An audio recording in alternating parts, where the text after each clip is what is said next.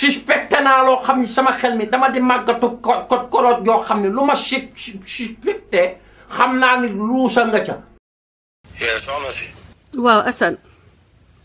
maa ngi nii xam nga li may wax gars yi rek ñu xam ne man duma terroriste ñoom nañu wane seen bopp nañu dem ci Facebook bi xam nga nañ ko waxtaanee xam nga li ma wax na ko àdduna bi yëpp yëpp ñu xam ne doomu sénégalais lañ dugal ci liste terroriste di ko parce que bi ma ñëwee fii loolu rek lañ ma doon laaj. liste terroriste. loolu rek lañ ma doon laaj affaire ban jàkka ngay jullee xam nga ndax da ngaa wax ne da ngay rey ay nit ak xam nga ndax da nga wax lii ak lii ak may leen li ngeen di laaj man du ma leen ko tontu parce que du ma terroriste directement wax naa leen. Assane Diouf da ngay fen di fàtte loolay sa problème yow yaa fi ne woon ni. fi ma dëkk nii xam nga li ma la mooy Cherry Drive yaa ngi dégg li ma la xam nga boo maanaam Federal City la fii ma dëkk nii Federal City la xam nga lu ma fi indi xam nga lu ma tax a ñëw am kër Federal City dañ maa woobal immigration ne criminal laa. nekk fi di liggéey di rayante man ak sama jabar xam nga lu nekk ma def ko di dem ci marché bi di rayante di jaay ci mbedd mi xam nga ba yàlla def man ak moom ñu am fénqaloo mu woo waa dëkk bi ne leen kii kat xam nga day waxtaan ak ay kilifa yoo xamante ni wan leen ay vidéo barki sëñ Touba li may wax mi ngi ci biir xam nga City of New Orleans parce que ci biir maire bi City Hall dafa am xam nga benn area boo xamante ni mooy City Code maanaam civil code affaire mariage xam nga fa la ñuy lijjantee lépp sama tur mi ngi fa sama tur a ngi xam nga criminal code sama tur mi ngi immigration sama tur mi ngi FBI parce que dafa dem na leen xam nga kii ay jullit lay waxal la lu nekk mu wax ko xam nga ne leen boo yeboo ngeen moytu ko. merci mauvaise idée bu rafet la joxe. sama tur mi ngi fa sama tur a ngi xam nga criminal code sama tur mi ngi immigration sama tur mi ngi FBI parce que dafa dem na leen xam nga kii ay jullit lay waxal la.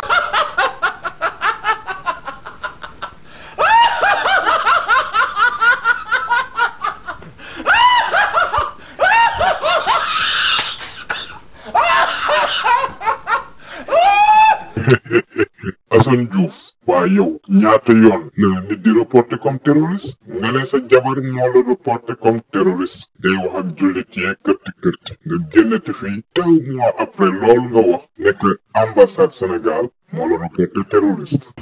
ambassade Sénégal la ñoom ñoo ma boole. dès le départ wax bi leer na naññ waxoon naa leen ko ci vidéo yu njëkk yi Assane Diouf kenn mësu koo jàpp pour des histoires liées au terrorisme. Le 9 juin ak le 13 juin moom moo wax ci gémminam que jabaram ex-femme moom moo ko boole comme étant un terroriste déglu leen ma bu baax laa wax le 9 juin ak le 13 juin 2017 2 mois après lan la Assane Diouf wax ni que moom lañ ko jàppee pour ñibbiloo ko Sénégal. maa ngi nii xam nga li may wax gars yi rek ñu xam ne man duma terroriste ñoom nañu wane seen bopp nañu dem ci Facebook bi xam nga nañ ko waxtaanee xam nga li ma wax na ko àdduna bi yëpp ñu xam ne doomu sénégalais lañ dugal ci liste terroriste di ko parce que bi ma ñëwee fii loolu rek lañ ma doon laaj. liste terroriste. loolu rek lañ ma doon laaj affaire ban jàkka ngay jullee xam nga ndax da ngaa wax ne da ngay rey ay nit ak xam nga ndax da nga wax lii ak may leen li ngeen di laaj man du ma leen ko tontu parce que du ma terroriste directement wax naa leen. waxoon naa leen lu dul dëgg du yàgg sénégalais yi lien bi lié Assane Diouf ak Françoise Hélène Gueye mooy ni que Assane Diouf fii ci Amérique kenn mosu koo téye pour des histoires liées au terrorisme déedéet Assane Diouf problème mu këyit la amoon depuis août 2010 loolu lañu téye Assane Diouf kii nii ngeen di gis nii moom moo doon jabaru Assane Diouf ex Kendra Diouf déportation Assane Diouf ndaw sii moo ko waral et ça remonte d'août 2010 dama génn kaso deful juróom-ñaari fan wala juróom-ñetti fan alaaj baari génn àdduna. on va vous prouver nan le système américain bi di doxee grâce à une vidéo bu Baba Aïdara defoon au lendemain ba ñu jàppee Assane Diouf maanaam le 19 août nii le système américain bi di doxee. moom laa wax Baba Aïdara du ma jëw kenn ba ma ko wooye dama ko ne Baba dangaa wax ci sa live ni que man damaa diffuser ay fausses informations mu ne ma déedéet waxuma loolu Baba Aïdara. Françoise Hélène Gueye bu Baba Aïdara waxee ni non répandre loo fausse information man mii maa la nekk dangay fen dangaa répandre fausse information yow yaa bind lii ci sa page nekk di ko répéter à travers le monde nga nekk Assane Diouf FBI moo ko convoqué et par la suite ñu jox ko ci loxo waa immigration loolu c'était une fausse information c'était une fausse histoire de terrorisme et la preuve Assane Diouf mësul jàll ci loxo FBI. après bi ma paree show bi xam nga wax ak yow xam nga toog génn toog sama kër xam nga ci poche bi. ma dégg kuy fëgg. ma ñëw ubbi bunt bi ma ñëwee ubbi window bi ma gis xam nga ñu wër kër gi yëpp xam nga ma génn waa ji wax ma beneen tur la ma wax ne moom lay seet ma ne ko non I was waiting for you I've been waiting it's not ma ne ko you work for ICE ma ne ko maa ngi nen Issa Sane xam nga mu daal di génnee enveloppe bi wan ma sama photo ma ne ko man maa ngi la doon xaar moom ci boppam sax dafa jaaxle. lu tax nga ma doon xaar ma ne ko parce que dañ ma menacé sama dëkk wax ci rajo yeeg télé yëpp ne man terroriste laa dinañ ma jël si. merci mauvaise idée bu rafet la joxe. après bi ma paree show bi xam nga wax ak yow xam nga toog génn toog sama kër xam nga ci poche bi. ma dégg kuy fëgg. ma ñëw ubbi bunt bi ma ñëwee ubbi window bi ma gis xam nga ñu wër kër gi yëpp xam nga ma génn waa ji wax ma beneen tur la ma wax ne moom lay seet ma ne ko non I was waiting for you I've been waiting it's not ma ne ko you work for ICE ma ne ko maa ngi nen Issa Sane. mi ngi ni Assane Diouf de sa propre bouche le lendemain ba ñu ko jàppee wax na Sénégalais yëpp que immigration ñoo ko jàpp moom mooy waa ICE moom mooy police u immigration ñooñu ñoo ko jàpp FBI musul teg loxoom ci Assane Diouf ngeen dégg ci audio yi Assane Diouf ne leen immigration moo ko téye Françoise Hélène sax ci boppam nee na leen que immigration moo téye Assane Diouf. Assane mu ngi ci loko immigration léegi maa ngi leen di pass Assane. immigration problème ñaari yoon yi maam ak immigration problème yëpp dañ may boole. Sénégalais yi yéen mën ngeen bañ a comprendre ndaxte États-Unis dafa am ay police yu bëri waaye police buy lijjanti ay mbirum terrorisme FBI la du immigration moom mooy lijjanti say problème mu këyit dafa mel ni boo nekkoon dans d'autres pays de l'Europe ou du monde préfecture de police moom mooy lijjanti say mbirum këyit du par exemple gendarmerie wala douane wala police municipale ñoom ñooy lijjanti say këyit. FBI ci biiram dafa am branche bu nga xamante ne moom mooy lijjanti dossier terrorisme du ICE du immigration donc foofu la Françoise Hélène juumee ci ay fenam yi mu digal Assane Diouf ndaxte dégg ngeen ci début vidéo bi Assane Diouf moo jël téléphone am woo Françoise Hélène wax ko li muy wax ndaxte moom c'était un moyen pour jot ci Macky Sall. bu soppeeku ba ñëwee téye ma Amérique. bu soobee yàlla li ñu yow laa njëkk a woo téléphone. yàlla nañu yàlla lafal cat lay wax parce que cat moo sew. ma ne te gaaw ñuy wax naan dimbaliwuloo ma keroog bañ ma téye Amérique. voilà Malick laa woo bi ma coupé ak Malick dama la woo nga ne ma Assane lan ma ne nga ne ma maa ngi nii xaw ma dama doon préparer lan mais damay dugg live léegi. noonu laa toogee ci saa si solo. waaw daw ma def danga toog laa. voilà xam nga. ma expliqué la ni détails yi demee nga ne ma carrément xam nga li ma la wax xam nga waxal lii ak lii ak lii. Baba mu may ma wax ma expliqué gars yi ni que man waxuma lenn lu ma Assane wax loo te Assane moo woote wax en direct après ma commenté ay information Assane. ma expliqué la ni détails yi demee nga ne ma carrément xam nga li ma la wax xam nga waxal lii ak lii ak lii. loolu ñii ci gannaawam toog seen divan ba mel na xamuñu dara te pourtant 2 minutes avant day déggante ak moom téléphone ñu concorde lépp ba mu taxaw mu ñëw mel na ko ci xamul dara ndeysaan. Tyler, close the door please. yaa ngi ci biir dugg nga. waaw maa ngi nii dugg mu ngi dugg na. waaw chers amis. commencé dugg rek nga wax ak man moom. waaw maa ngi xaar gars yu dugg xam naa heure bi ñi nekk en ligne bëriwul mais mbokk yi li ñu doon xalaat moo am Macky Sall en toute lâcheté Macky Sall foo leen ko natt weesu na ko donc Macky Sall dafa signalé Assane Diouf comme étant un terroriste mu signalé Assane Diouf comme étant un terroriste. Assane Diouf actuellement mu ngi ci service immigration. Yéen ñëpp xam ngeen ni que Assane is not a terrorist. Everybody knows that. C'est un public ennemi, l'ennemi de Macky Sall, l'ennemi personnel du régime. Léegi dañ koy jéem a set-up pour que États-Unis considèrent que Assane est un terroriste. Yéen ñëpp xam ngeen ni que Assane n'est pas un terroriste. Tout le monde sait que Assane n'est pas un terroriste. Léegi donc il est actuellement dans les services de l'immigration pour donc Macky Sall dafay essayer noonu pour que bu gëmloo nit ñi que Assane est un terroriste ñu mun ko livrer Assane mu mun ko def lu ko neex. Donc nous sommes en direct avec Assane mu ngi ci local immigration léegi maa ngi leen di passe Assane mu wax leen lui-même ce qui est en train de se passer. Xeex bii nii mun nga ko yóbbu foo xam ne man mënuma ko fa yóbbu xam nga man du ma xëccoo lenn parce que nit ki da ngay wax dëgg. Baba Aïdara moom a gën a yàgg Amérique Baba Aïdara xam na partout fii loi yi nu muy demee ak nañ koy nañ koy lijjantee xam na fan la war a dem. Man François sama bonne volonté laa am donc Assane Diouf soxla na Baba Aïdara step in ci xeex bi. Le cas de Assane démb bi nu génnee information bi on a tout de suite parlé de terrorisme bi nu waxee terrorisme bi aussitôt ñu ni mu ngi ci service de l'immigration. Terrorisme benn branche moom moo am pouvoir fii ci dëkk bi di dox mbirum terrorisme te branche boobu dafa am benn section spécialisée bi nga xam ne affaire terrorisme la nekk mu nekk ci biir branche boobu benn section la bu nekk ci biir FBI. Donc FBI rek mooy waxu terrorisme moo tax démb ma def benn post ma ne nit ñi bu ñuy wax nañu wax li ñu xam. Terrorisme c'est tellement sérieux ci dëkk bi que dès l'instant que ni joxoñ Baba Aïdara que mbirum terroriste balaa ñuy comprendre ki nangam Amérique loi bi après le 11 septembre c'est d'abord de sécuriser les États-Unis, c'est de mettre la main sur Baba Aïdara aussitôt avant ñuy xam Baba Aïdara lan mooy tànkam lan mooy jóg-jógam.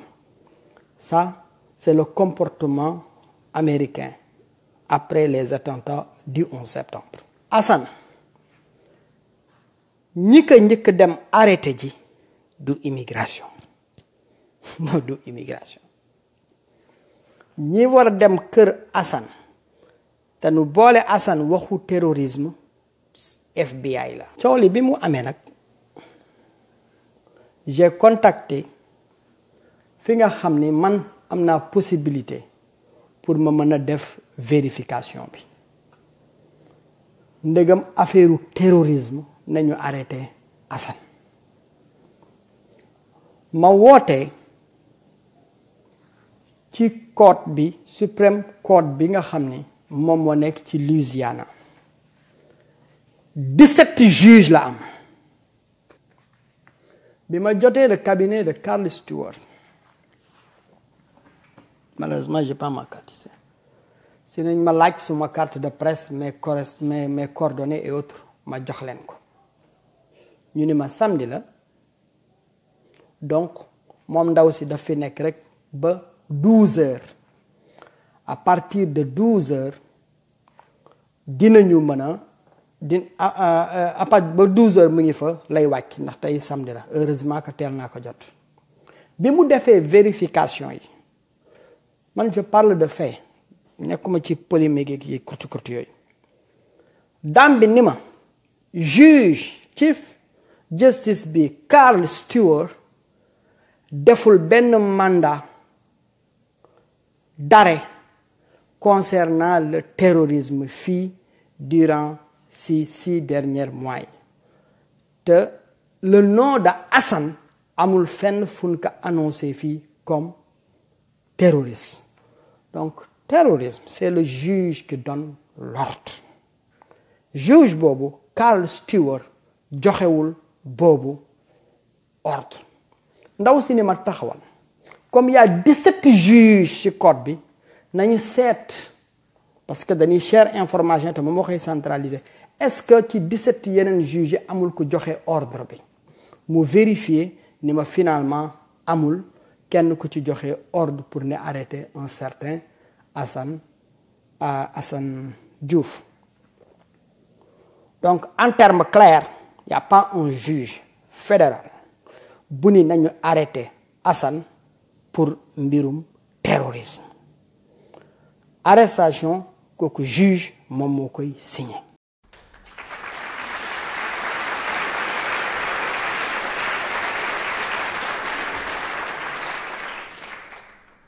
Sénégalais yi tàccu leen bu baax Baba Aïdara ndax journaliste yi bu ñu doon def un travail d'investigation bi Baba Aïdara def su boobaa lu bëri Sénégal politiciens yi dinañ ko moytu donc tout nos respects à monsieur Baba Aïdara. Bour affaire de 144 heures yooyu je sais très bien peut-être mën naa ko expliquer nii rek c'est-à-dire terrorisme bu ñu la ko jàppee aux États-Unis dafa am ay interrogation yoo xam ne gis nga Assane Diouf bu doon terrorisme lañ ko jàppee yaa ngi dégg duñ ko jàpp suba gi mu xëy ngoon gi di woo Hélène Françoise Gaye non c'est pas comme ça que ça se passe c'est pas comme ça que ça ku ñu jàppee terrorisme aux États-Unis crois-moi isolation ngay nekk doo gis benn membre de famille ba pare doo am avocat yaa ngi dégg ay interrogation yu intense la waaw donc kon ñu ne Assane Diouf terrorisme lañ ko jàppee mu xëy di woote loolu kon loolu histoire la loolu c'est faux. dès le départ laa xam ne it was fake si laa dem si sama page Facebook ma ni nit buy wax day bind lu mu xam loi wu terrorisme bés bu la jàppee 96 heures minimum tu dois être en isolation 144 heures maximum en isolation ça a été voté par Bush en 2000 ñu bëgg ma wax kooku mu ngi fan. dafa bàyyi Assane ku si nekk ngi wax Assane dafa amoon caisse immigration amoon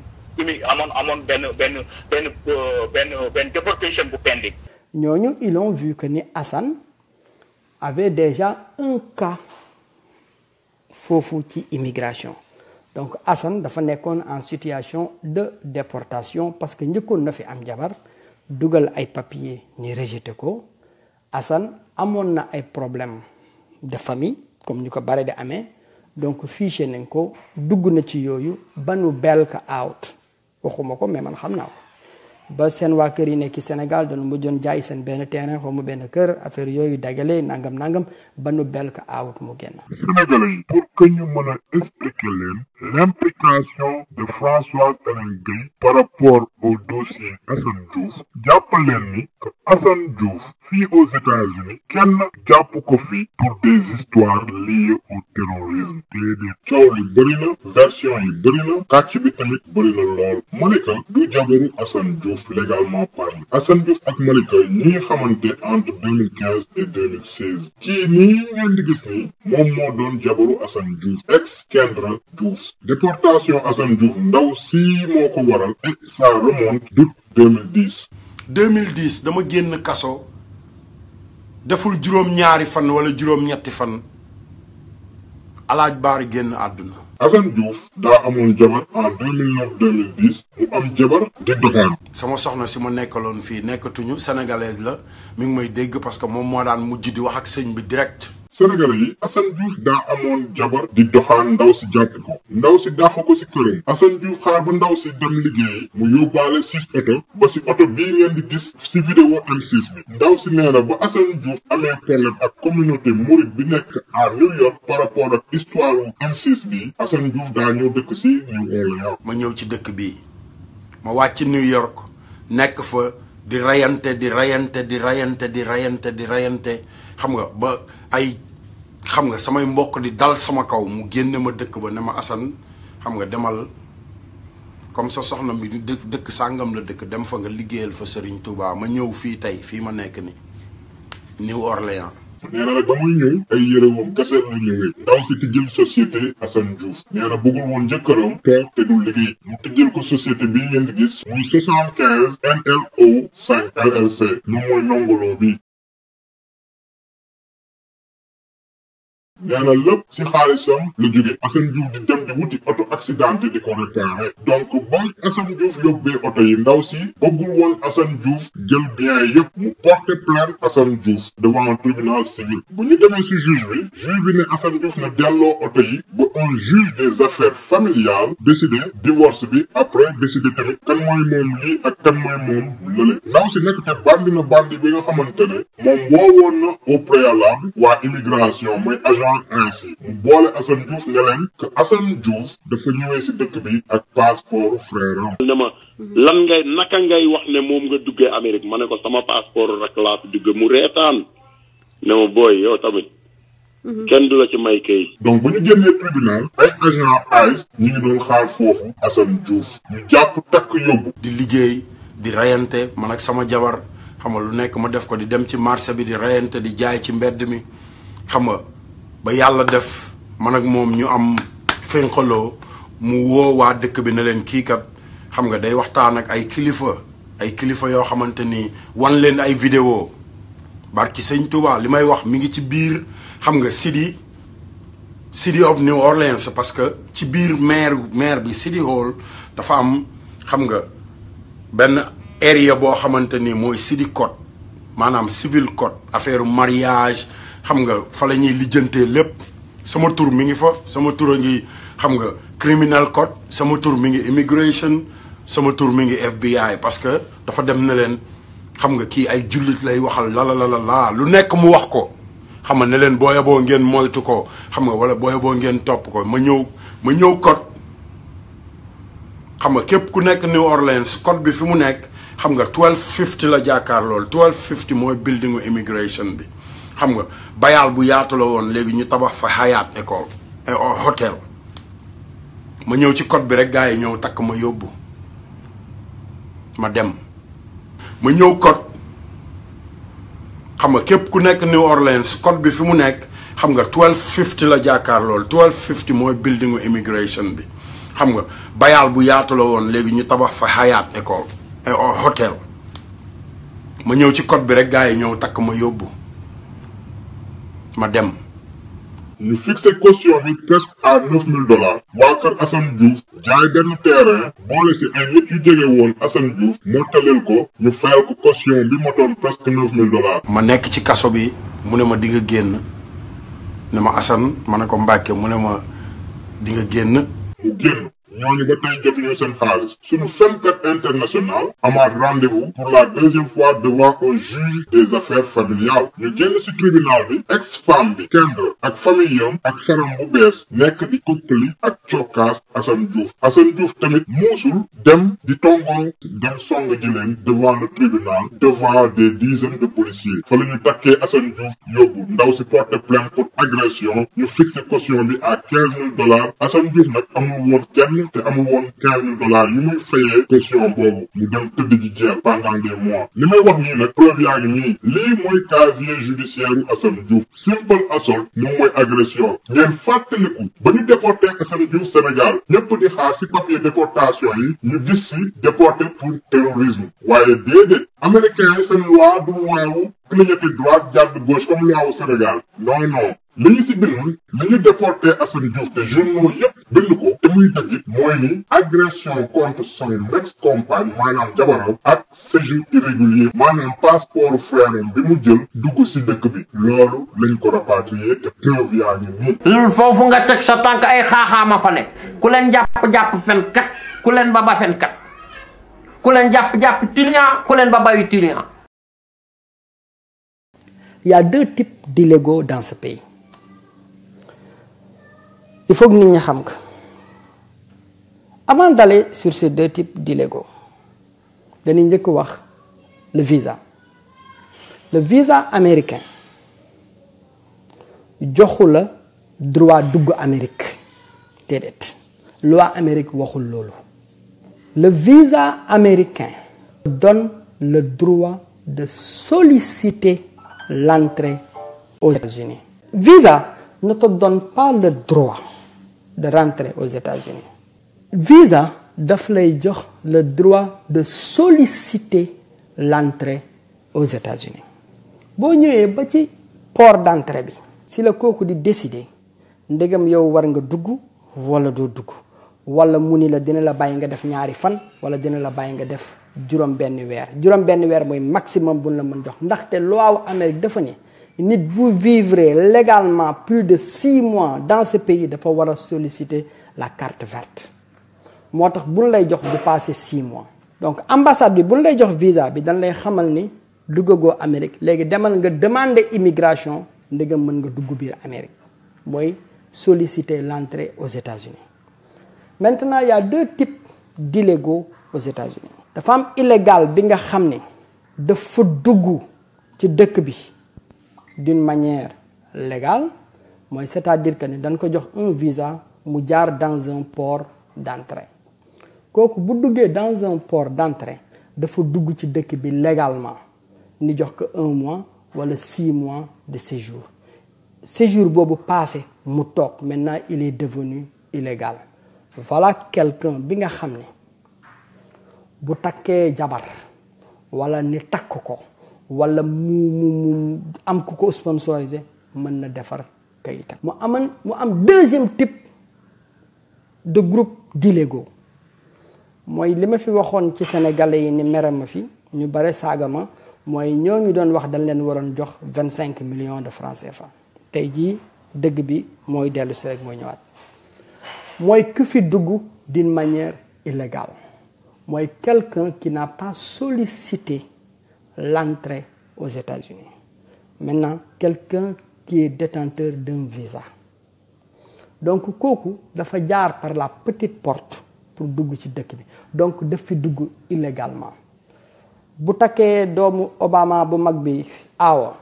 mu takk doomu Obama bu ñaareel deuxième doomu Obama bi ñaareel mu takkaat doomu Trump Ivanka Trump ñeenteel bi bu dee autorisé nañ ko mu dem indi doomu Bush mu takk ko du am këyit il faut que ça soit clair parce que dafa dugg ci dëkk bi illégalement il n'a pas sollicité l'entrée dans ce pays donc quelqu'un qui n'a pas sollicité l'entrée dans ce pays cette situation c'est encore beaucoup plus compliqué. My name is Hassan. I'm from Senegal and I'm in America for the last 16 years. I come to America in August 17, 2001. I enter United States with different name and different passport. I'm an illegal immigrant and I know it. I follow every process. I follow immigration. I asked for anything I could get to just be legal in this country. And I have my 2 children here. I have my daughter and I have my son. yéen Sénégalais yi yéen fans Assane Diouf yi xëy na bu ñun waa Sénégal de la vérité waxee ñenn du dëgg xëy na bu Baba Aïdara waxee ñenn du dëgg xëy na bu keneen ak keneen waxee ñenn du dëgg mais yéen bu fekkente ne Assane Diouf moom si gémminam moom moo wax ni que moom def na lépp pour ñu lijjantil ko kayitam mu ne leen il a tout essayé pour régulariser situation am pour am ay kayit amoon na fi jabar am na ñaari doom te loolu yëpp mënul tax mu lijjanti ay kayitam parce que ni mu fi duggee maanaam li leen Baba Aïdara expliqué noonu la système américain bi di doxee immigration loolu lañ ko considéré comme fraude lii la si loi bi wax même bu fekkente ne dangaa marié légalement une fois nga dugg illégalement États-Unis nga toog aux États-Unis plus de 6 mois bu boobaa boo bëggee régler sa situation da ngay génn États-Unis te États-Unis da lay pénaliser pendant 3 ans 6 mois rek 3 ans ngay toog balaa ngay mën a duggaat biir États-Unis bu dee nag dangaa dépassé 6 mois ba toog ba 1 an boo toogee 1 an si biir sol États-Unis fekk nga dugg ak passeport bu mel ni yow passeport yu sarat wala nga duggee neneen da ngay toog 10 ans balaa ngay duggaat biir États-Unis te Assane Diouf toogul 1 an Assane Diouf toogul 6 ans Assane Diouf toogul 6 mois 16 ans le toog aux États-Unis. Maintenant je reviens un peu ci kaawu Assane Diouf rek ci ngeen xam lan moo tax Assane Diouf ñu déporté ko Assane Diouf en 2010 dafa amoon problème ak immigration parce que dafa amoon simple assault jabaram dafa assault woon jabaram Kendra ca la ko gars yi ca la amoon problème déjà ak immigration parce que une chose est sûre aux États-Unis ah mën nga nekk fii sans papier mais fii ak amoo benn problème yaa ngi dégg mën nga fay dund fii ba dee fi fii ak amoo benn problème mën nga dund aux États-Unis ba dee fii gouvernement du la jàpp kenn du la jël yóbbu la parce que gouvernement amuñ droit xool nit ci mbedd mi rek ne la hey amoo papier ñëwal ñu yóbbu la sa dëkk non non non ça se passe pas comme ça soit da nga yor sa oto di dawal yaa ngi dégg te amoo ay papier amoo driver's license yaa ngi dégg police arrêté la bala police arrêté mu xool gis na yow ndeke amoo driver's license ñu jàpp la bañ la jàppee ñu xool xam ne yow tu es illégal dans ce cas ñu jox ko ICE maintenant l'immigration va intervenir c'est comme ça que ça se passe mais nekkul ne da ngay dox ci mbedd mi rek ñu jël la téye la man j'ai des parents qui sont ici plus de 25 ans amuñu papier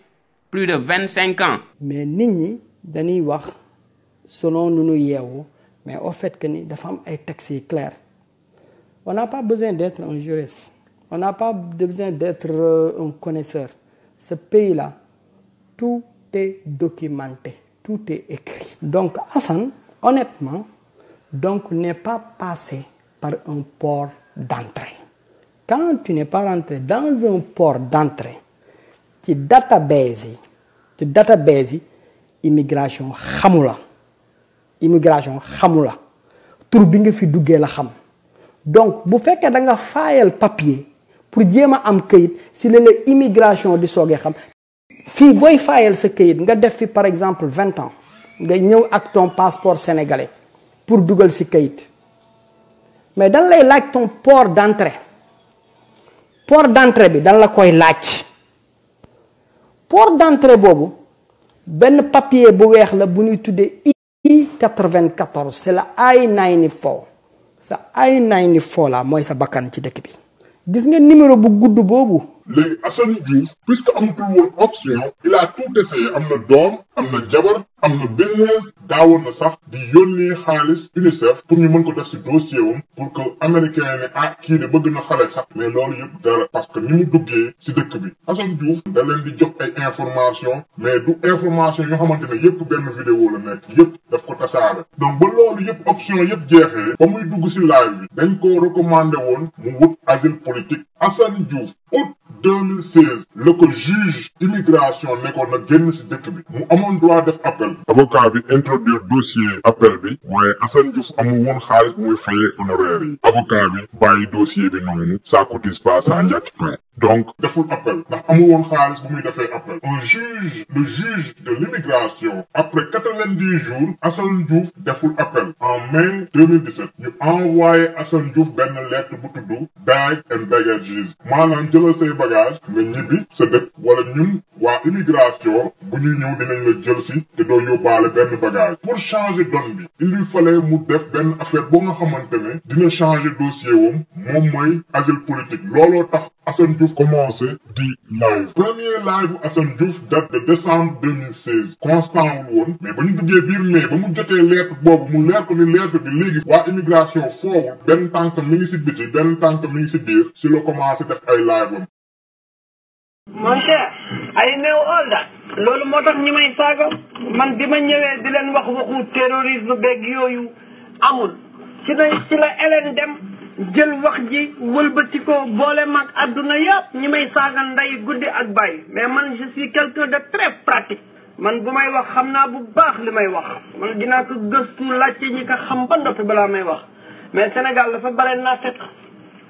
yow sa bopp gis nga nin ma doon saaga comme c'est pas possible. Sénégalais yi yéen ñi doon yëg lu nekk Baba Aïdara di ko saaga boo leen di ay jullit war ngeen dem baalu ak nit kooku surtout yow Modou Khoule na nga def wax ci ko may wax Baba Aïdara laa bëgg ñu waxal nee na dana def interview vendredi. oh my God nekkee ci Amérique gii di représenter RFM journaliste boo xam ne information yi ngay joxe yëpp ay fen kese la ba jël opinion sénégalais bi changé ko si ñu am benn position boo xam ne si kaw Assane loolu na ko arrêté gënuñu nekk Amérique gënuñu xam li xew Amérique gënuñu xam li xew si actualité dëkk bii. parce que Baba mu ngi wax ba léegi. biir moo ngi wax ci kaw Assane ba léegi. waaye nee na dama bëgg wax mu leer parce que affaire bi moom ñoom dañoo yor média nit ñu yor média. ñu nekk Amérique fen yi ñu nekkee nañ ko baax fen yi ñu nekkee. nañ ko ba gënuñoo qualifié fii kenn ba xam loi américain yi gënuñoo jàng nit ñi gënuñoo xam li xew si dëkk bi ku nekkul ci Facebook bi fu mu toll nii boo nekkee Sénégal lii information bi jóge ci Baba Aïdara ngay jël kon buy informer nay informer loo xam ne dëgg la te nekk loo xam ne moo nekk réalité sur le terrain nekk ci dëkk bii. man de may porte parole Assane. comité bi xeexal Assane may porte parole bi Baba Aïdara xamul dara ci lu xew li mu wax yooyu yëpp ay wax la. jàngoo jongoo xamuloo di réeral sama jeunesse su dëkk Baba Aïdara li mu wax yëpp au lendemain ba ñu jàppee Assane Diouf le 19 août dem leen xooli vidéo boobu live boobu mu def le 19 août lépp lu mu wax noonu le système américain bi di doxee te ñun dañoo dem si ginnaaw def suñu ay vérification def suñu investigation ñun duñu François Hélène Gueye bii wax te du leen génneel preuve boobu yëpp laaminam la. sur ce premier cas bu dee c'est sur freedom of speech am beeg yooyu dañu bëgg anéantir voix bi mooy ACLU ak ñoom Charlton ñu ma tudd maintenant bu dee nag sur l'immigration là c'est autre chose là ça devient beaucoup plus compliqué parce que un juge avait décidé sur le cas de Assane avant les événements. Et ce juge, malheureusement, avait choisi la déportation pure et simple. Maintenant, comment Hélène Françoise a profité de tout ça, je vais vous le dire. Ba lolu amé, dafa gis né Baba Aïdara génn, yaa ngi dégg, mu ngi wax ci affaire bi, di wax dëgg bi et que dëgg bi arrangé wul Sénégalais, arrangé wul aussi les supporters de Assane Diouf. Bañ tàmbalee di wax ci dëgg bi, Françoise ca la moom mi doon wax ne Baba Aïdara lu mu wax dëgg la, moom moo retourné naan Baba Aïdara dafay fen, li muy wax du dëgg. Xeex bii nii mun nga ko yóbbu foo xam ne man mënuma ko fa yóbbu xam nga man du ma xëccoo lenn parce que nit ki da ngay wax dëgg Baba Aïdara moom a gën a yàgg Amérique Baba Aïdara xam na partout fii loi yi nu muy demee ak nañ koy nañ koy lijjantee xam na fan la war a dem man François sama bonne volonté laa am donc Assane Diouf soxla na Baba Aïdara step in ci xeex bi non mais Baba dafa am solo ci xeex bi te Baba bëgguma ñu boole ma ak Baba nañ ma booleeg ñëpp waaye buñ ma booleeg Baba Aïdara man de may porte parole Assane comité bi xeexal Assane may porte parole bi Baba Aïdara xamul dara ci lu xew li mu wax yooyu yëpp ay wax la. Pourquoi? Parce que bëgg na am nit à tout prix bëgg na nit ñi ànd ak moom à tout prix mu pare wax loolu gars yi tàmbali di saaga Baba Aïdara partout. mooy ñëw fii taxaw naan ngeen day xeexal sénégalais yi quoi toog fële ca Amérique ca divan boobu di régler ay business am di régler pour àgg 100 000 abonnement am yooyu ci Facebook am yéen ñi nga xam ne dama leen koy rappeler demoon ngeen def fa like ba ngeen def ko ca aimer page boobu dem leen ngeen dindi ko 100 000 yooyu du fa mën a àgg mais dindi leen ko mu gën a wàcc waaw te xam ne ñun trigam yooyu yëpp muy taxaw dañ ko découvrir am business am life am xam ko sama gars yi dem nañ ba këram photo ay oto yu fa nekk photo kër gi won ko ne ñëw on te connaît. man sama jëkkër moo fay pour que samay données golo du ko jot golo yi li ñu def Assane Diouf dañoo foog ne man da ngay dugg biir système américain yi rek dugal Françoise Hélène Gueye daal di xam loo xam non man du ma nit ku ñuy gëstu comme ça nga jot samay biir sama jëkkër dafay fay extra pour que doo leen ma mën a gëstu parce que xam na ci lan laa nekk te doo leen may loolu. parce que mu ngi fay une bande de malfrats fii Amérique ñu ñuy salir di ñu fenal te di ma won ni que xam nañu fan laa dëkk di ma won ne xam nañu ban oto laay dawal kon loolu c'est une responsabilité boo xam ni ma bëgg ngeen jàpp ko.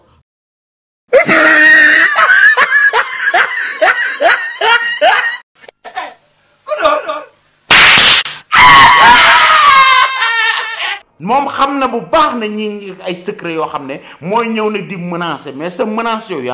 fen xeexal sàcc seytaane doomu iblis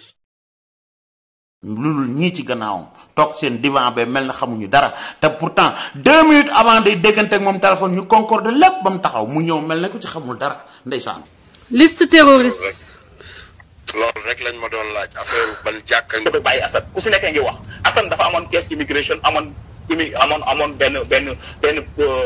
benn déportation bu pending. non est-ce que non attends loolu attends Abdallah non parce que là tu vas donner parce que loolu gëwma ko gëwma ni c'est stratégique d'en parler de dire que y avait un case. non même bu amutoon case parce que man. mais est-ce que vérifier nga loolu. da nga may poser question ma àggale. waaw non dama lay laaj fan nga jëlee information yooyu que Assane dafa amoon case bu pending. yow xam nga j'ai parlé à Assane directement xam nga ko right.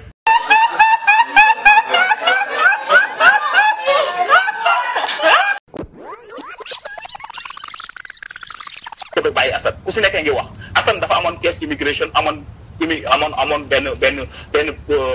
benn déportation bu pending. non est-ce que non attends loolu attends Abdallah non parce que là tu vas donner parce que loolu gëwuma ko. gëwuma ni c'est stratégique d'en parler de dire que y avait un case. non même bu amutoon case parce que man. mais est-ce que vérifier nga loolu. Hélène da nga may poser question ma àggale. waaw non dama lay laaj fan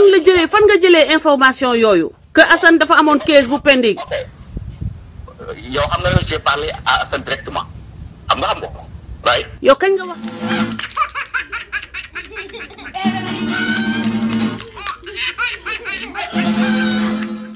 yow kañ ngeen wax. Assane wax naa ak moom barki démb avant problème bi di am xam nga wala te bu boobu am na lu ñu wax man ak moom. mais wax na du nekk loo xam ne dama koy wax ci public bi mais dama bàyyi ma eggale li ma eggale li fi ma jëm. non dama bu nekkoon keesam boobu la. ñoom bu nekkoon dañuy yàqal Assane ñoom may nañ Assane faveur may nañ Assane possibilité léppam taxaw may nañ ko possibilité mu am protection États-Unis actuellement may nañ Assane possibilité mu mën a génn fi mu nekk ñëw jàkkaarloo état Sénégal di waxanteeg ñoom di jëfanteeg ñoom. Sénégalais yi fenkat rek lay doon xool leen kanamu François Hélène Gueye bi xool leen muy jéem a dagg waxu nit ki ngeen xool si kanamam nii xool leen manière xool leen comment elle est inconfortable xool leen nan lay jéemee dagg waxu nit ki xool leen question yi mu koy poser pour mu mën a dagg aleeru nit ki pour nit ki bañ a wax ji Abdallah li muy wax nii looloo am mais jàpp leen ni Abdallah ak François Hélène Gueye dañoo waxtaan balaa moom muy dugg live François Hélène Gueye. léegi xam nga lu tax ma sëñ bi ma la yow xam nga nu mu demee parce que maag yow ba may laata dugg live wax nañu. François Hélène Gueye la majeure partie de ñiy dugg si live am da leen di woo ba pare dañuy waxtaan ba pare balaa ñoom ñuy dugg François Hélène Gueye xam na bu baax que ni Assane Diouf dafa amoon cas bu yàgg kaayu immigration maanaam waa immigration dañoo yónnee lettre Assane Diouf benn lettre bu tudd Bags and Baggages maanaam lettre bi lu muy wax mooy ni jëlal say bagage nga dem ñibbi wala d'ici 90 jours ñu jël si la waa USCIS dañ lay may benn délai 90 jours bu 90 jours yooyu passé xamal ni à tout moment waa ICE mooy agent immigration yi dañuy lay ñëw takk yóbbu. No, I was waiting for you. I've been waiting. It's not, ma ne ko you work for ICE. Ma ne ko maa ngi nen Issa Sane xam nga mu daal di génne enveloppe bi wan ma sama photo ma ne ko man maa ngi la doon xaar moom ci boppam sax dafa jaaxle. léegi nag cas boobu moom la Abdallah bii di wax dafa amoon case pending moom mooy ni Assane Diouf kaawam mi ngi woon en cours te François Hélène Gueye Assane Diouf wax na ko ba mu duggee prison François Hélène Gueye modifié histoire bi ne ko bul wax ni immigration lañ la téye da ngay wax ni que pour terrorisme la. bu soppeeku ba ñëwee téye ma Amérique. bu soobee yàlla li ñu yow laa njëkk a woo téléphone. yàlla nañu yàlla lafal cat yàlla nañu yàlla lafal cat lay wax parce que cat moo sew. ma ne te gaaw ñuy wax naan dimbaliwuloo ma keroog bañ ma téye Amérique. voilà Malick laa woo bi ma coupé ak Malick dama la woo nga ne ma Assane lan ma ne nga ne ma maa ngi nii xaw ma dama doon préparé lan mais damay dugg live léegi. noonu laa toogee ci saa si solo. waaw daw ma def danga toog laa. voilà xam nga ma expliqué la ni détails yi demee nga ne ma carrément xam nga li ma la wax xam nga waxal lii ak lii ak lii. yaa ngi ci biir dugg nga. waaw maa ngi nii dugg mu ngi dugg na. waaw chers amis. commencé dugg rek nga wax ak man moom. waaw maa ngi xaar gars yu dugg. donc nous sommes en direct avec Assane mu ngi ci loco immigration léegi maa ngi leen di passe Assane. li xew daal lenn la man def naa Amérique def naa fi 16 ans. moom musuma am ak immigration problème ñaari yoon yi ma am ak immigration problème yëpp dañ may boole bu njëkk bi sama jabar la bii ambassade Sénégal la ñoom ñoo ma boole. accusé sax Babacar Diagne mais man du ma egg foofu parce que xamuñu. mais moom mooy responsable ambassade bi donc moom la ñuy accusé. defal naa may ma Hélène laay jëlee moom boo bëggee man ma bàyyi la ngay gële mais dama lay wax samay point mooy ñëpp ngi naan Babacar Diagne xamuñu parce que ambassade nit mën na fa jël téléphone woote waa APR ña nga fa am pagaay mais ñi ko man am na ku ma wax ni Makane la am na ku ma wax ni Makane la yow dafa am lu ngeen may wax leen ma man ban dégâts laa def Amérique. yow Assane am na benn waay bu nekkoon ci ambassade yi fan yii yëpp dafa la doon woo di la menacer loolu jotuma koo wax suñu followers yi leeral ko.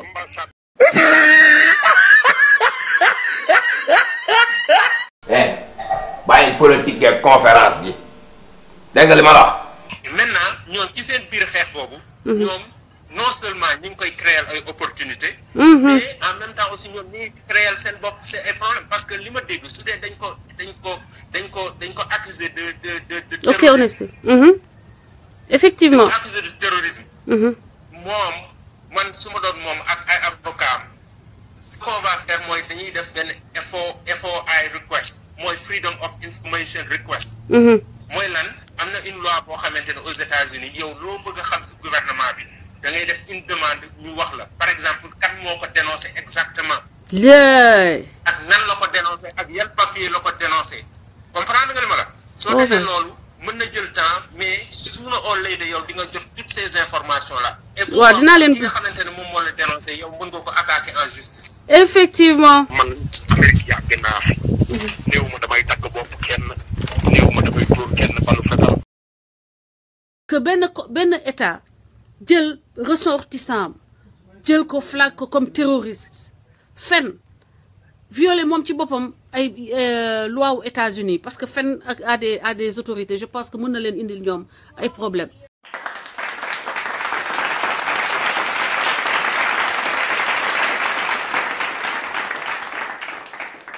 Sénégalais ba tijji benn parenthèse fii aux États-Unis bu fekkee nit daf laa boole pour une fausse accusation de terrorisme su boobaa bu FBI découvrir ni que ki ñu tuumal du si dara FBI day dem jëli ji ki woote te ki woote day dem tëdd ji en prison au minimum pendant 7 ans de 7 à 20 ans loolooy temps wu prison bi nga war a mën a tëdd man nag li may wax créé wu ma ko mi ngi nii de 1 sama rak agent FBI la de 2 site yu may dem ay sites yu xamante ne yéen ñëpp mën ngeen fa dem jële ji information yi may wane de 3 sites yi may dugg yëpp ay situ gouvernement la du ay situ cama-cama mais sites yi xamante ne day jeexee par .gov moom mooy situ gouvernement donc dès à présent xam leen ni kenn mosul woote di boole Assane Diouf pour des histoires liées au terrorisme. Françoise Hélène Gueye nit boo koy fenloo xamal bu baax li nga koy fenloo sénégalais yëpp duñu ay nulaat. yéen a ngi dee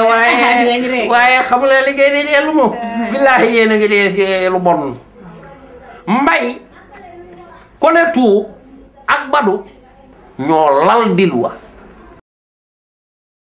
ku bëgg gëm gëmal ku bëggul gëm mën nga créer lu leen neex mais lii mooy dëgg bi li ñu leen raconté yëpp depuis le début ay fen la histoire terrorisme bi benn nit moo ko créé Françoise Hélène Gueye moom mooy nit ki gën a dangereux ci Sénégal Assane Diouf triant la mais Françoise Hélène Gueye manipulatrice la li Assane Diouf nekkee tey yëpp moom moo ko teg parce que Assane Diouf problème mu kayit la amoon. bàyyi Assane ku si nekkee ngi wax Assane dafa amoon caisse immigration amoon benn déportation bu pending. ba muy def live dafa fekk ni mu utiliser option yëpp mais problème Assane Diouf mënuñu ko woon régler parce que Assane Diouf dafa dugg si dëkk bi ak ay kayitu frère am kooku américain dañ ko considéré comme fraude une entrée illégale. ne ma naka ngay wax ne moom nga duggee Amérique ma ne ko sama passeport rek laa fi dugg mu reetaan ne ma booy yow tamit kenn du la ci may kayit. ci dëkk bi dafa am yu ñuy woowee ay délits fédéraux ci waxam daf ko def.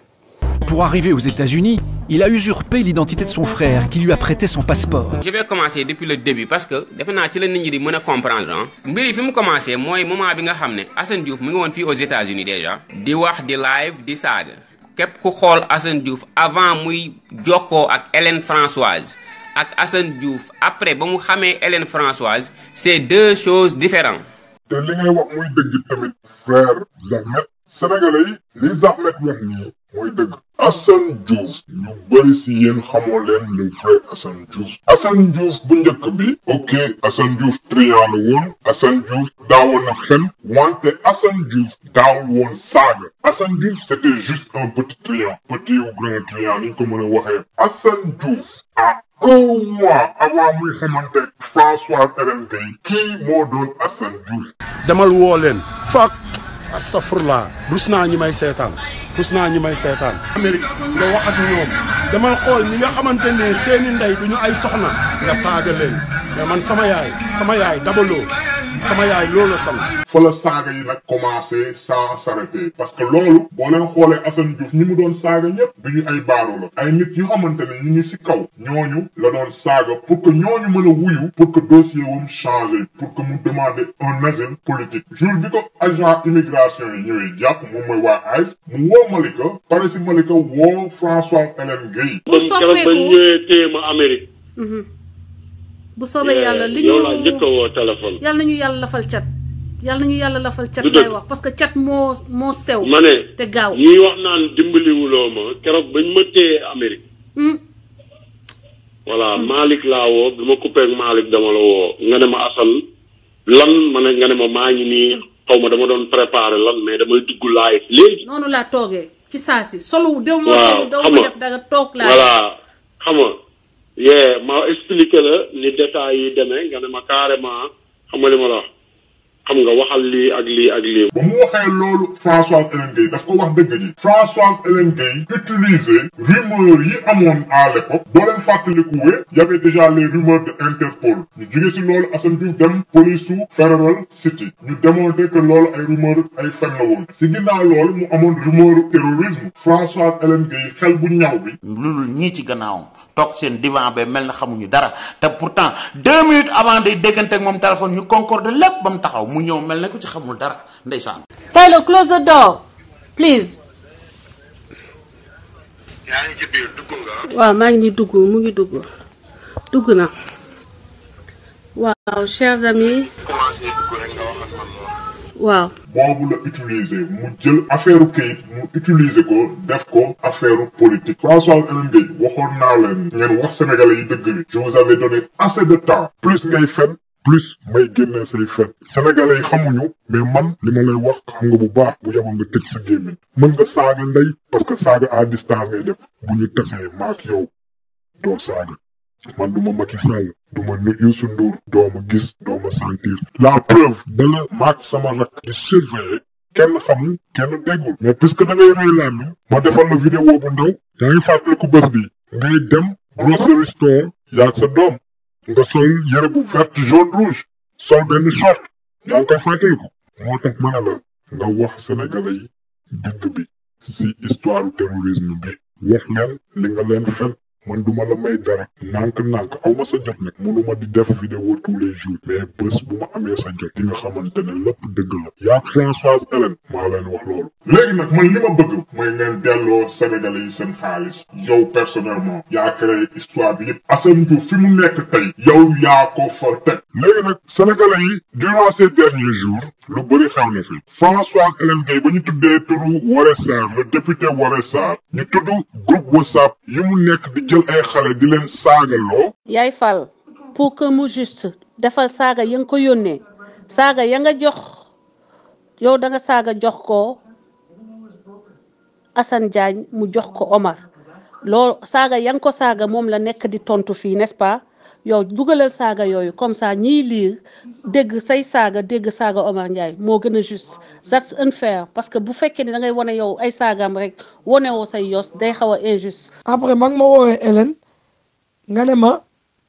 affaire wu moytu leen parce que Selbé Ngom mën na am preuve tout ça. naafiq la def barki yonent bi ki dafa naafiq yéen da ngeen xamul ndaw si de kii dafa dangereux bu ngeen ko gisee mi ngi rajaxe groupe WhatsApp yi. sénégalais yi Françoise Hélène Gueye lan la nekkee si réseaux sociaux yi. Françoise Hélène Gueye moom moo transformé Assane Diouf en saagakat mu jóge si loolu gis ngeen Modou Galsen yemul si loolu Françoise Hélène Gueye daa créé ay groupe WhatsApp yu bëri.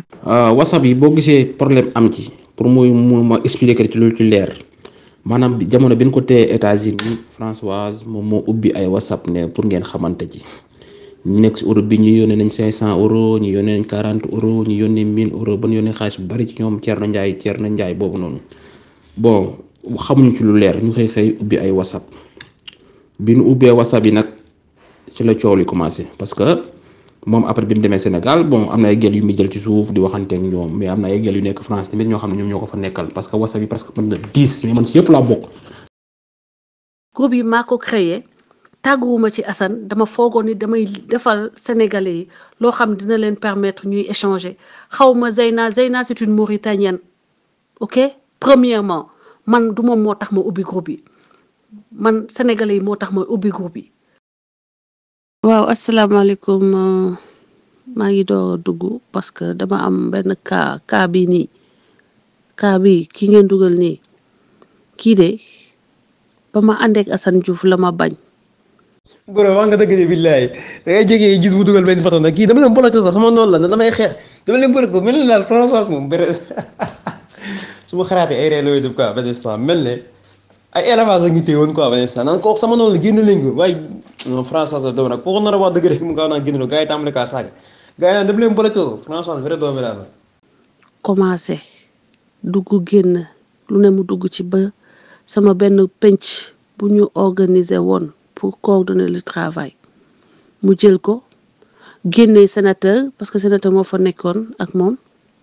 ak beneen PMH d'ailleurs ñu daal di jël pirater groupe bi génne sénateur nekk ci groupe bi di yaataa yumbe ñu naan déet ne waay ma woo keneen ki yaakaar ni moom mu dafa nite wax ak moom la ma wax ak moom yëpp mu dem oo sama pire ennemi mooy Sat Sadia dem jox ko pour que Sat yàq sama der amul lu mu mën a yàqi sama der ba ay waaw Hélène dafa jaar ci kenn naan ko waaw waxal diw mu jox ma sama groupe bi parce que groupe bi maa ko créé you know vrai connasse vrai connasse cagatu Sénégal ba perdre dem Maroc di fa cagatu ana Chakour ki lijjanti leen ay mbiram waay mami mais grand Omar wax ci dañ ko tuddee Françoise problème $15,000 yi la bëgg mu nul moo tax képp ki nga xam ne moom xam na ni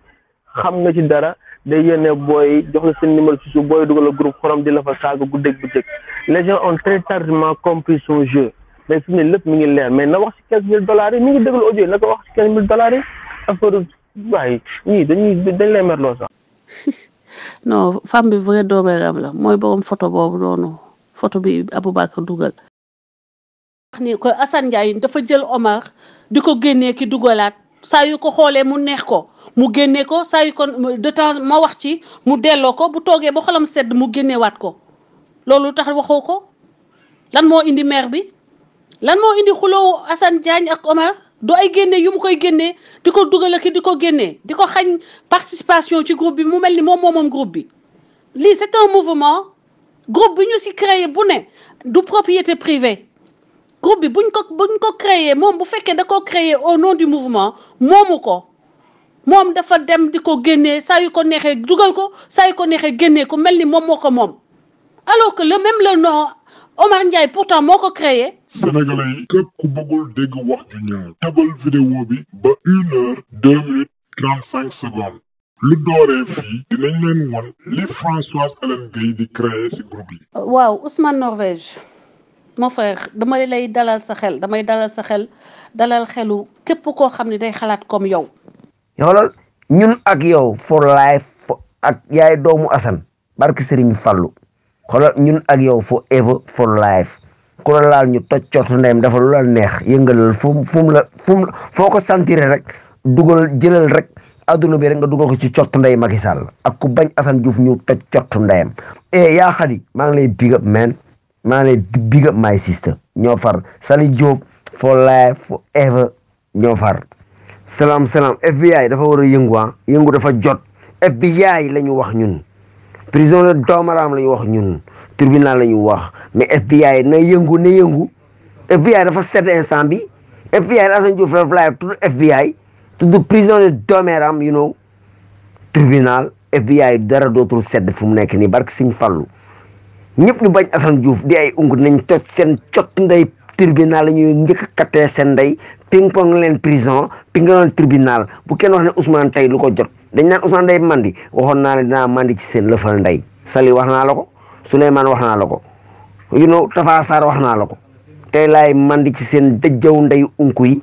toj seen cott ndey dugg ci seen tuunu ndey one love. non nañ dem ba suba ak jàmm nañ bàyyi ba suba ak jàmm mu gën a amati rigueur boo ko defee nii demee day am rigueur day yëngu bu baax a baax bu subaa ñu jël heure xool kenn ñamal ko bu baax waaw mu ñam waaw bu leen neexee sax ñu njëkk ko fii defal may ko benn 10 minutes après génne ko dugal keneen safal ba mu saf tumaro demee war naa mën a tàng parce que suba war nañoo mën a am ñu fi dugal fii suba. Gibson nañ ko ñamal tuuti FBI nañ ko ñamal wan ko ñoo ko gën a doon wuyu ñoom lañ jaay wuyu du ñu ay wuyu ñu xorom jobbu ndeyam fi FBI après ñu tëddee ko coow du jib nga ñu kattal la fal ndeyam Gibson nañu kattal la fal ndey siiseloo ak doomam ñu ubbi seen saram ndey sa dëjjaw ndey doomu siiseloo sa tuunu baay sa dëjjaw ndey amoo leen fit yow da ngeen yor goon lu tax goon bi yéen Sénégal da ngeen koy génne ñëwul génne ko Europe génne ko Amérique ñu toj sa cortu ndey saa boo yeewoo sa tuunu ndey ak sa baay seen caapa yaay ram duñu masa songo parce que yow doomee raam nga man ngay jël samay photo di ko def internet di bind sama tur sama adresse sa dëjjaw ndey loolu man maa ko def Facebook du sa xam-xam man maa ubbi sama Facebook def sama adresse def sama tur def sama lépp munoo si man dëjjaw ndeyam ku dul yow munu ci man dëjjaw ndeyam. de la vérité bi ñu yàggee ya attaqué Hélène boobu man duggaguma ci bagage yi boobu man newuma ci affaire yi te bàyyil jàmbur mun na défendre boppam bàyyil sa waxu seytaane yi nga boo leen bàyyee saaga yi kattandeem yi yooyu dootul amati parce que amu leen yar moo tax quoi ngeen nekk di saaga rek man saaga yi sax daf ma soof léegi est-ce que comprendre nga li ma lay wax nii man bëggatuma bokk ci affaire saaga yu kattandeem yooyu waaw parce que yooyu moom defarul Sénégal dem leen Sénégal di saaga ndey doo jël sa avion nga dem taxaw palais saaga ndey Macky Sall buntu palais demal loolu def leen Sénégal toog biir Italie di kattandeem rëy làmmeñ non affaire bi du foofu Hélène mën na défendre boppam. ñu kat seen ndey ngeen yéen dinaa dëgg seen ndey yéen ñëpp ci internet bi dinaa dénoncer seen affaire u kattandey mi ngeen di def nii man ak yéen la ça va être la guerre xam lu ñu naan la guerre man ak yéen ça va être la guerre doomu xaraam yi ngeen doon dinaa kat seen ndey saa su ne bu dee góor ngeen bu ma kenn bloqué garder leen seen ligne dinaa ubbi seen lëfal ndey yéen ñëpp par benn man du ma ku ñuy dugal prison laaj leen Assane Diouf dinaa kat seen ndey yéen ñëpp doomu xaraam yi ngeen doon dinaa ubbi seen lëfal ndey fils de pute vous êtes que des bâtards enculés sale race de merde fils de pute doomu xaraam. maa ko wax da nga ñëw jël suñu dinaa dëgg sa ndey boo fi tegee sa tànk dama lay rendi. moo tax yow ku Macky Sall jàpp ngay défendre Macky Sall ak bëgg ñoo rey waaw gaa yaa ngi ñëw de gaa yaa ngi ñëw wàcc sa kaw de billaay gaa yaa ngi ñëw tey nga dee de billaay dootoo ko defat tey da nga koy baal ci sa digg lëfal ndey di saa su ne tey. nag saa dagga yow dinañ toj sa cott ndey bu baax da ngay ubbi sa dëjjaw ndey di nekk góor jigéen di neex làmmiñ di toj sa cott ndey di mar bun dinañ ubbi si juróom-ñaari dëjjaw ndey bu wér a wér. dañoo dem créer 10 groupes ki ma ko wax dama dugg ci groupe bi. groupe lan la. groupe bi groupe WhatsApp la ñoom ñu ngi ko tuddee tribunalu nangam ay saaga. groupe boobu dañ ko programmer muy lu garaaw parce que ñoom dañ ne 10 groupes la groupe bu nekk 10 personnes muy 10 groupes bu ne 31 personnes. non xam nga moom WhatsApp yi boo gisee problème am ci pour mu ma expliquer ci lu ci leer maanaam jamono bi ñu ko téye États-Unis Françoise moom moo ubbi ay WhatsApp ne pour ngeen xamante ci. ñu nekk si Europe bi ñu yónnee nañ 500 euros ñu yónnee nañ 40 euros ñu yónnee 1000 euros ba ñu yónnee xaalis bu bari ci ñoom Thierno Ndiaye boobu noonu bon xamuñu ci lu leer ñu xëy ubbi ay WhatsApp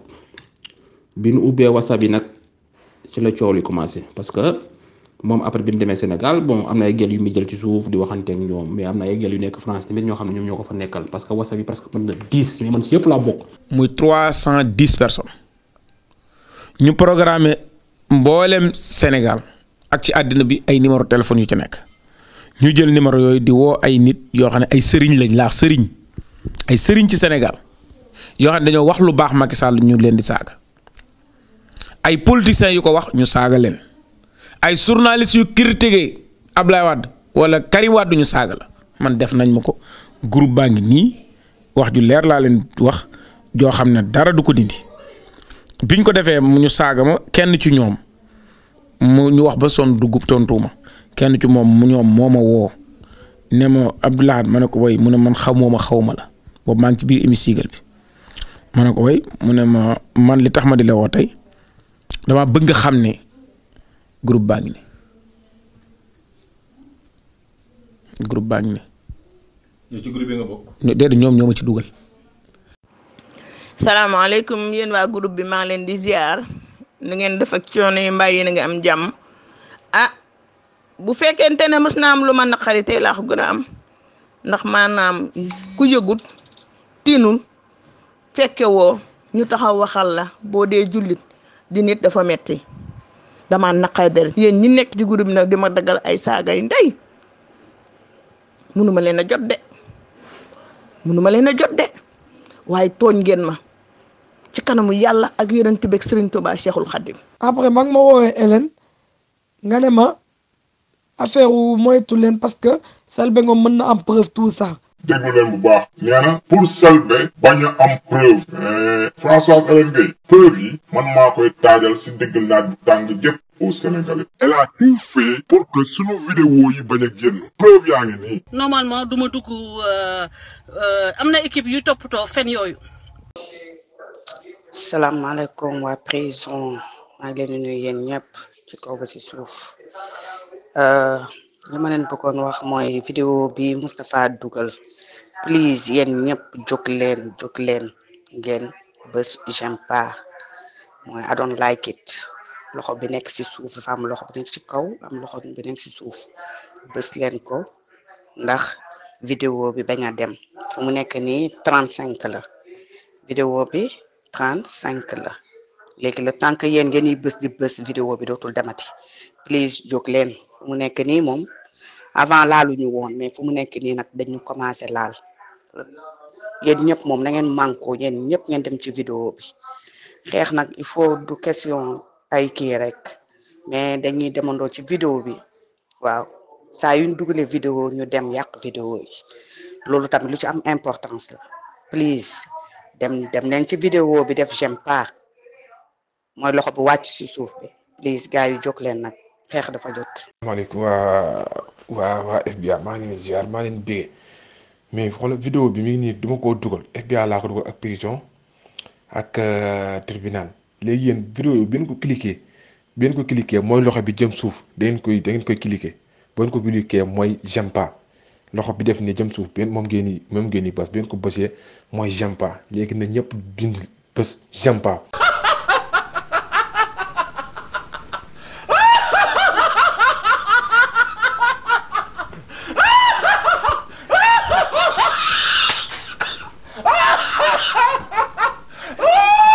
mooy j'aime pas léegi na ñëpp bind bés j'aime pas su ko defee vidéo bi du dem quoi vidéo bi du dem dañ koy mu ci amee 30 personnes wala 40 personnes rek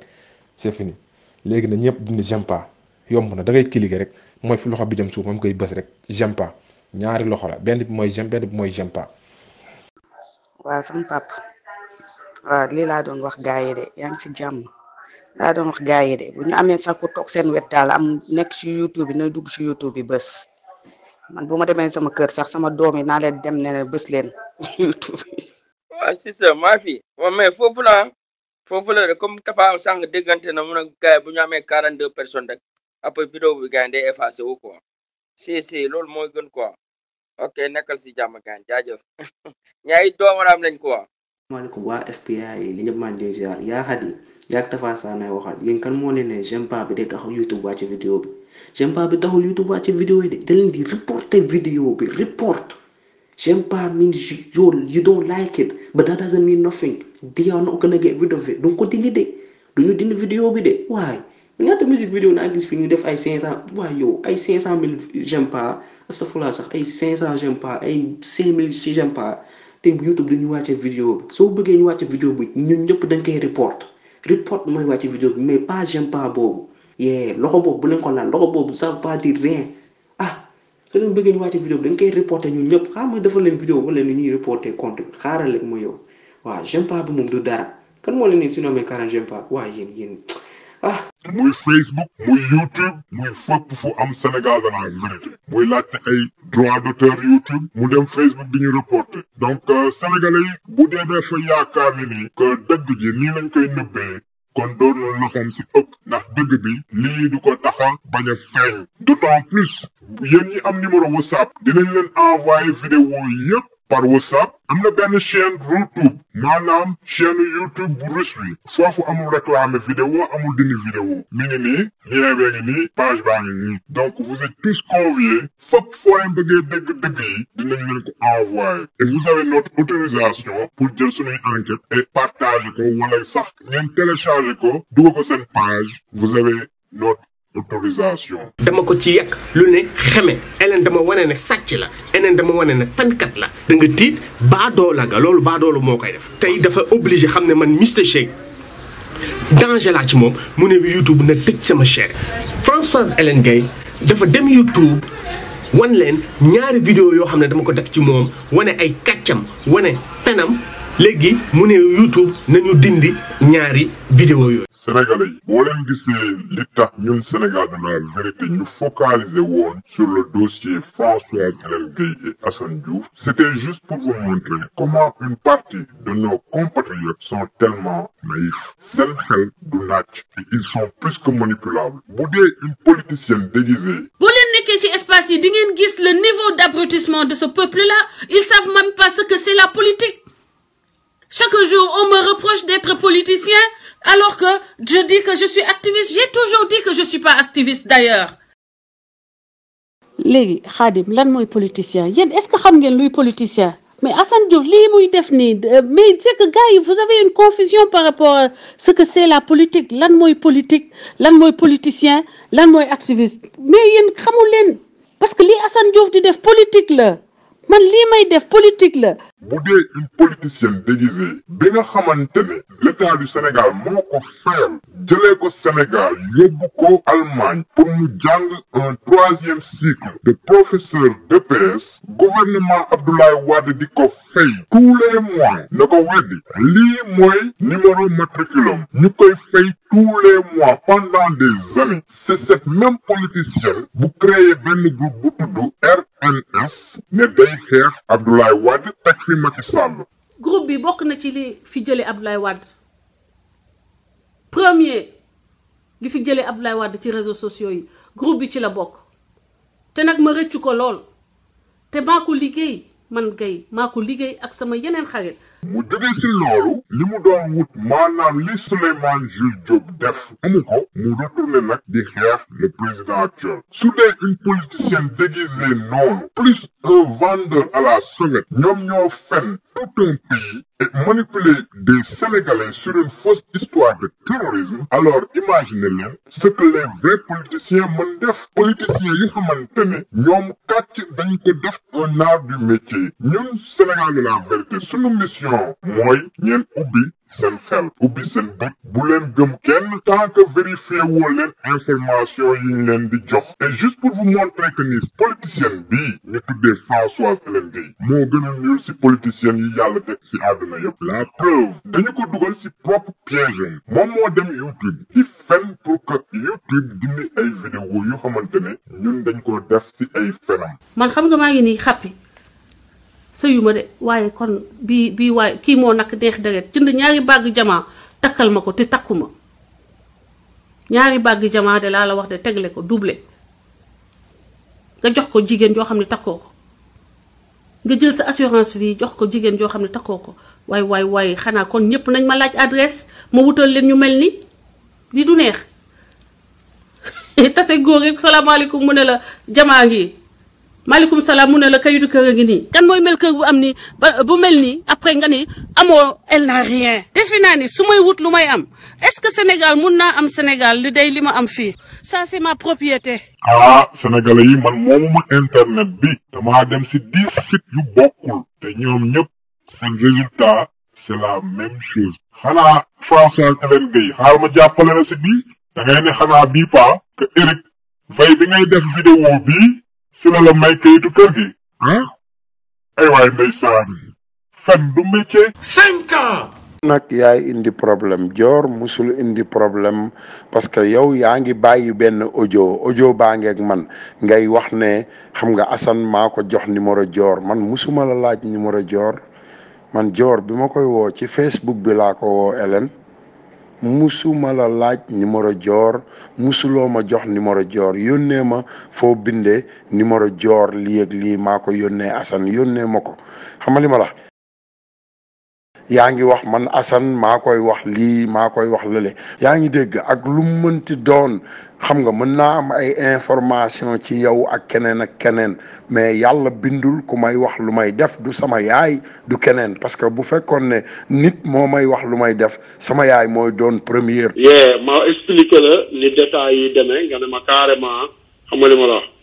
xam nga waxal lii ak lii ak lii. boo amee problème Pape Fall am problème ak Dior am problème ak xam nga madame Mayga am problème ak la baronne xam nga ba pare ne dañuy def lii dañuy wax lii ci kaw ba pare wax lii ci suuf non gëwuma loolu my sister parce que yow benn nit nga te juróomi nit la ñu xam nga li ma la bu juróomi nit lañu foofu yow yaa fay sikk fii du bi ngay jàngale te yow chaque fois dama lay déglu da ngay ñëw rek na non xam nga on va faire ça non demewul noonu. asalaamaaleykum gars yi na ngeen def ça va man la Françoise Hélène Gaye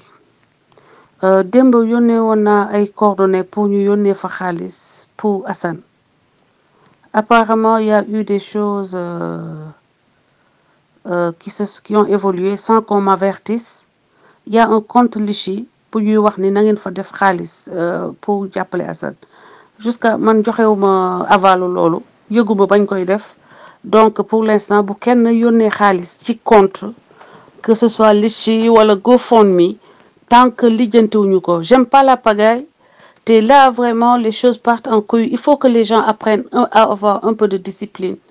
on ne peut pas se réveiller créer un compte Litchi sans qu'on en parle et sans qu'on l'avalise et qu'on sache qui va gérer ce compte-là. Si nécessaire, ok, léegi vous arrêtez, je vais vous donner des coordonnées foo leen di yónnee xaalis bi. Pour l'instant,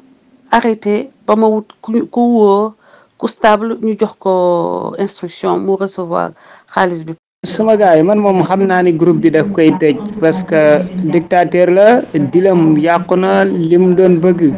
pour moom gars yi mënu koo def ñoom chaque jour fan yëpp ñu ngi xool képp kuñ yaakaar ni yow da ngay contre wala li ngay wax day jaar si yoon rek dañ lay retirer ñoom ñoo xam lu tax ñu koy def waaye affaire doomu raam la yu ñuy def amul benn problème François moom mooy loolu bu fekk moom rek ngeen yaakaar moom du ngeen dem moom bilaay duy caaxaan kii mooy loolu kër fena politicien bu perte la bëggoon a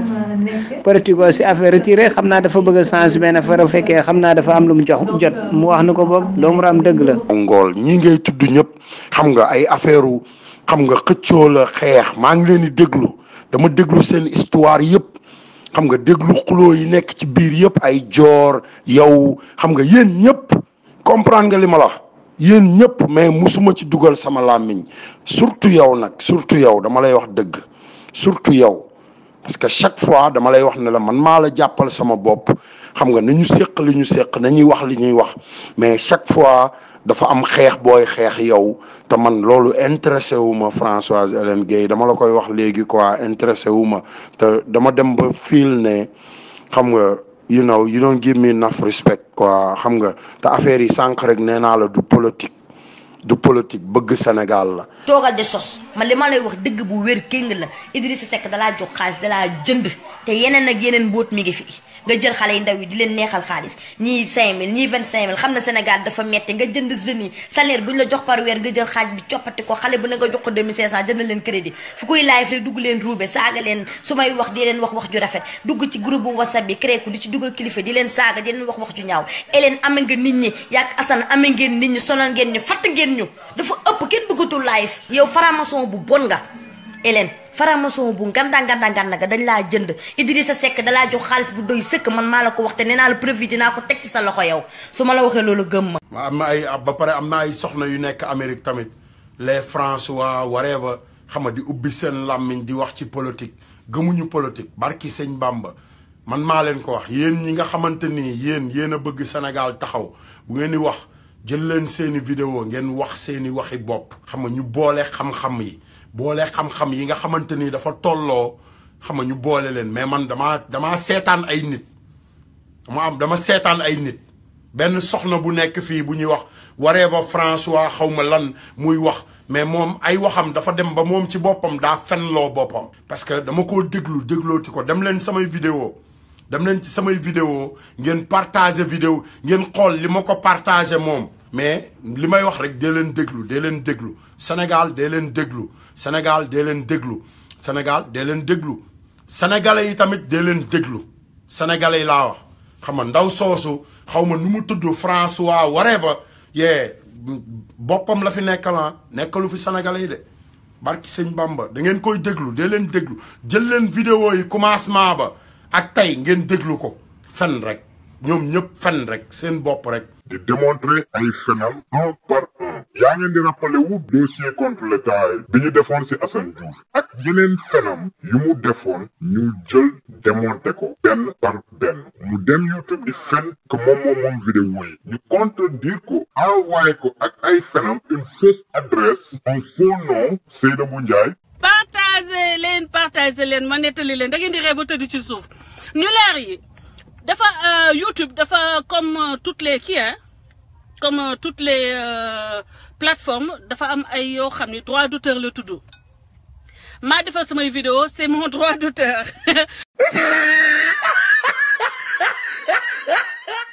Françoise Hélène Gueye jàng daa baax ci nit balaa ngay wax loo xamul da ngay njëkk dem nga xool liñ ci wax on n'a pas besoin de ton autorisation pour utiliser une partie de tes faits lii loi aux États-Unis bu tudd Fair Use Act maanaam loi bi da lay autoriser nga jël des parties même bu fekkoon sa liggéey dañ ko copyright loi bi daf lay may autorisation pour que nga jël sa fen yi nga fen ñu commenter ko ñu use ko ñu critiquer ko wala ñu def ci ay commentaire wala ñu def ci parodie mi ngi nii loi bi ñun créé wuñu ko États-Unis dëkk loi la buñ la mayee loxo droite dañ lay may loxo gauche jàngoo jongoo xamuloo dañoo amul woon sa jot pour récupérer vidéo yi mais jàpp ni vidéo yi yëpp dañ koy ñëw récupérer dañoo amagul woon sa jot bi gën a yomb ci yow mooy nga bàyyi fen à 48 ans waroon nga seexlu ay fen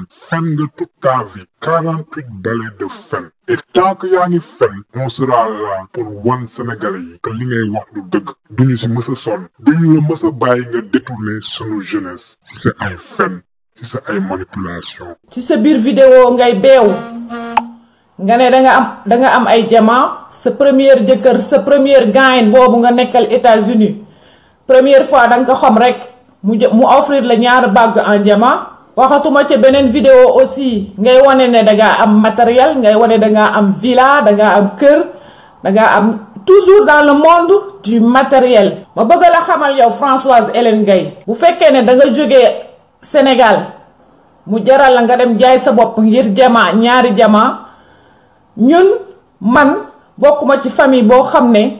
dañuy jaay suñu bopp ngir alal ñun bu ñuy sëy du ñuy jaay suñu cot danga bu baax li ma la wax du ñu jaay suñu cot ndax or wala diamant wala leneen xam nga ñu ngi ci mujjug jamono loolu yëpp misaal la xam nga ñu ngi ci mujjug jamono yow yaa ngi toog ngay wanewu sa matériel yow yaa bokk ci li ñuy famille bi nga xam ne ñoo jaayoon seeni moroomu nawle noir ci lignée boobu yow nga bokk boo xamulee foo bokk moo wax la foo jógee ci lignée boobu nga bokk ñi nga xam ne ñoo nekkoon Sénégal di côtoyer ak colon yi di trahir di or seen yeneeni frère de sang noir yow ci lignée boobu nga bokk moo tax ça se voit aujourd'hui yaag sa Françoise yéen a ciy des waaye bis bu génnee dañ leen wax yéen fan ngeen juddoo yaa ak Françoise Hélène Gueye yéen laay waxal ak saagakat yooyu mu formé saagakat yi nee naa la ñoom ñëpp gars yi yëgu leen ko de mais ñoo ngi tourné di saaga maami Françoise Hélène Gueye ñoo xam ne ñoom ñoo àndoon te jeexagul dossier yi bu génnee daañu gën a saaga maamam na leer way lépp nit ki looy def rek booy ji di jëmal ji lu baax parce que boo jiwee lu baax rek xëy na lu baax fekk la ca waaye bis boo jiwee lu bon jëmale ko ci ay nit ñoo xamul lu seen ndey boote kooku yow yaa ngay créer sa bopp ok loolu nag yow Françoise ñii àdduna le reste la xamaguñ ko de ñu bari ñoo ngi koy xam saaga yi la sa gaay yi wëlbati di saaga léegi xam nga ñoom waa Sénégal xamaguñ ko mais dana leer lépp ñun xam nañ lépp gis nañ lépp waaw sa saagakat yu bare gisatoo leen ci ay Facebook affaire yooyu seeni tànk dog ni ñu koy doge say tànk lañ koy dog parce que lu dëgg du yàgg dëgg neewoon naa la mooy jëkk te mooy mujj mosoo nekk ci dëgg nekkoo ci xëyoo ci gontoo ci fanaanoo ci moo tax sa destin c'est zéro. Sénégalais yi parti bi topp si lii dafa am ay wax yu ñaaw dafa am ay saaga képp ku bëggul dégg wax ju ñaaw tabal vidéo bi ba 1h29. yow François Hélène fii ak ba woo ndey tontu yow doo toj sa cottu ndey am jàmm yow François Hélène mënoon noppi ndayam yow ba nit ñi ñu def la ñuy def man la Modou Yacine bu la neex nga quitté ma ndey groupe yëpp man maa ko wax déglu naa audio yi yëgu ma woon lii waaye 400 nday waa yow nit ñi xamuñu la yow bu man su may dugg ci groupe yi Assane Diouf moo tax bu dul Assane Diouf man lijjantiwu ma la yow yaa ngi dégg waaye 400 nday bu la neex nga quitté ma ndey groupe yëpp man la Modou Yacine sa cottu ndey da nga moom ndey nit ñi ba dugg ci groupe bi di naan da nga am loo fi demandé wala lan moom woon nit ñi yow yaay kan nit ñi topp ñu la Assane Diouf lañ topp te bu Assane Diouf jàdda yoon dañuy wax ak moom Assane Diouf bu fi jàddoon yoon fii laay toll di ko xormal te du ci mën tus waaye may ñu waaye yow François Hélène yaa ñu moom wala yow lan yow nit ñi bu ñu dugg fii du yow de nit ñi amuñ ci yow soxla barke Serigne Bamba laa lay waatal ak yàlla bu moo fa nan groupe bi boo doon téeméer boo ko waajee 90 yi benn nga ci am ku lay supporté yow kenn bëggu la yow may ñu waa yow. doom ndey barke Serigne Bamba kii du sarab ndeyam du tuus ay duul rek la mën a def moom essayé pour il faut mu jéem duul pour génne si du sarab ndeyam essayé avance bu mu lekk moo ko diisloo moo ko tiitloo xorom yi ñuy xorom ndeyam moo ko ndey métti te mënu si cottu ndeyam ne xaaral ma jéem a tas ndey panel yi mais bu soobee yàlla panel du katta ndeyam a tas de. fii la ñuy def di trompe nit ñi di corrompre nit ñi di trompe nit ñi ba suba ñu xëy suba gis François biir palais ñu ne waa ki nan la duggee palais fekk dara dugaloo ko lu dul ay fenn ki kàcc ak ay boo jaxase waate mais da ngay sonn sa bopp sincèrement parlé. dañoo ëpp ndey seytaane yow nit ñi la gën a xamadi dàq gën laa réew ba pare gën laa tàng sayin gars yi dañoo tàng sayin bu meree de seen kanam day saxaar tubaab bi sax ñemewuñu mais ne fi di ñu demandé bu ñu fonto waaye yow da ñëw moom wala lan bu la neexee boo xëyee quitté ma nday groupe yëpp boo dégloo sama audio maa ko wax. ok man moom ànd naa ci loolu su ma waxee Assane moo ne nañ ko tas kon dañ ko war a tas ci côté Assane kàddoom boobu noonu nañ ko may nañ ko jox parce que moom ba ñuy xeex dañoo yaakaar ni ci dëgg la nekk te et puis dëgg googu noonu ñun ñëpp ci lañ nekk comme que moom dafa dem ba gis dëggam moom moo ko bëgg a féetewoo na ko féetewoo ñun ñu féetewoo leneen waaw ndax Sénégal yaatu na. ku nekk am nga foo mën a xeexee sa xeexu bopp voilà donc bu ñu xëyee suba ñu changé man tur bi laa bëgg ñu jëlee ko fi sax ñu dindi fi tur bi bu fekkee sax jar na ko sax ñu bàyyi ko groupe am ñu créé leneen loo xamante ne que ñëppay dem fekkante foofu tey jii créé groupe yomb na yaa di créé groupe yomb na ndax fii moom dam lay wax rek bu fekkee dugg nga fi dégg sama kàddu gi François na nga xam ne li nga def nii li ngay mujjee def di xeex di ay nit ñoo xamante ne que ne xamoo leen li nga def nii bi yóbboo na nga bàyyi sax di def live bi yóbboo na nga bàyyi sax di créer ay WhatsApp ak yooyu ndaxte yow dootuñu la mayeti dara ndax yow say pexe am na leneen li ne ci suufam mais du créer WhatsApp rek ndir Sénégal waaw say pexe am na leneen lu ne ci suufam mais du créer WhatsApp rek pour xeex Sénégal non am na leneen loolu nag bu fekkee li Souleymane Jules Diop def ba réussir ko yow moom bu fekkee moom nga bëgg a def yaa ngi nax sa bopp du nii lañ koy réussir waaw feeñal nga sa bopp balaa booba voilà ñun politique dañ ko xam comme yoon ni nga ko xamee noo jàng am na ñoo xamante ni ñu ngi fii toog xam li nga xam waaw. dama doon tontu Sakho parce que daf may wax ni mu waxee laa tontoo groupe yi maa ko créé tàgguwuma ci Assane dama foogoon ni damay defal Sénégalais yi loo xam dina leen permettre ñuy échanger xaw ma Zeyna c'est une Mauritanienne ok premièrement man du moom moo tax ma ubbi groupe yi. man Sénégalais yi moo tax mooy ubbi groupe yi. la femme n'est pas une marchandise à vendre comprendre nga 2017 nga koy wane ci Facebook nga bëgg a jaay nga bëgg a wanewu nga bëgg a jaay sa bopp bëgg a wane ñeneen ñi lay seetaan samay rakk Sénégal nga di leen jox le mauvais exemple yaa toj sa cottu ndey Françoise Hélène Gaye dégg nga bu baax li ma la wax. boo defee réclamation YouTube dalay day jox nit ki nga réclamer œuvre am say contact yépp mu mun la porter plainte donc jox nañ ma lépp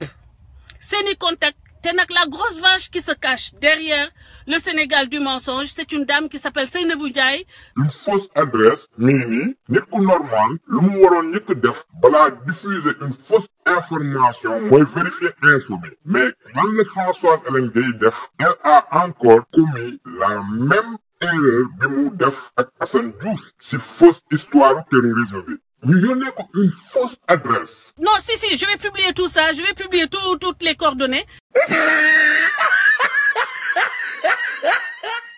Lan la ñu ko def dem live répandre d'autres mensonges kooku moom mooy Françoise Hélène Gaye fen de A à Z. adresse bii ñu ko jox benn kër la bi ñuy jaay en Californie si dëkk bu ñu tuddee Fremont. c'est à 6 heures de voiture ak fi ñu fat Françoise Hélène Gaye. de deux pour xam nagam adresse bi c'était bonne. C'était très simple lenn rek la waroon def mooy dugg ci internet bi taper adresse bi ñu ko jox et vérifier ku moom kër gi parce que États-Unis dafa am lu ñu tuddee public record. aux États-Unis dafa am fichier bu tudd public records fichier boobu nag maanaam képp ku nekk aux États-Unis nga am casier judiciaire wala nga am ay propriété wala nga am yeneen document yu xamante ne le public a le droit de savoir dafay nekk sur internet. te États-Unis ma xam leen ma wax leen. tout est online am du dëgg Modou Khoule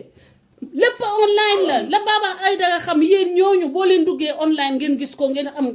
am seen information. En 2 minutes, elle aurait pu éviter de se faire ridiculiser encore une fois. Une fois de plus, mu répandre une fausse information de A à Z. Françoise Hélène Gaye kan mooy nulaar bi ana sa plainte